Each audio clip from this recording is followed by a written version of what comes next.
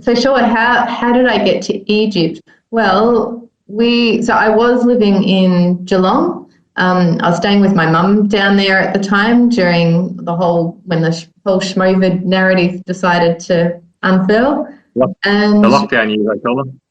oh wow, yeah, it was brutal. And so we just decided that we had to get out of that structure, and so we basically hit the road. I'd been living in my van in and out for about 4 or 5 years, so I already had my setup.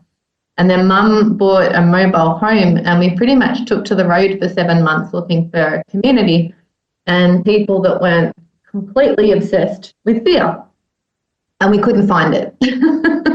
Should have come to see us. Well, if I'd known you existed. So we went to all of the traditional intentional communities that I kind of knew about, and all of the, more alternate villages and stuff that I used to spend all my winters in. And everybody was just obsessed with the narrative, and we could not play ball. We just had to get out. Oh, really? Yeah. I'm surprised by that. I would have thought there was a whole different flow there with those communities. We didn't advertise. We pretty much fly under the radar. So yeah, well, certainly not all of the ones that I knew of, as in any of the ones that have, say, websites and that are quite established. We couldn't even go and camp at them without QR codes and things. Like, they were just playing that whole game.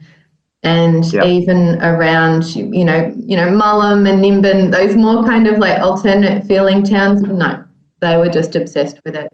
And I couldn't even go into my Whole Foods shops because I refused to mask up. Just, that kind of thing. So we just felt like we were in a country-sized insane asylum. And so we were chatting to my brother on Zoom, in Byron Bay, just going, we don't know what to do. He said, well, we keep getting invited to Egypt. And me and Mum just looked at each other and said, let's go. And about 7 weeks later, we were here.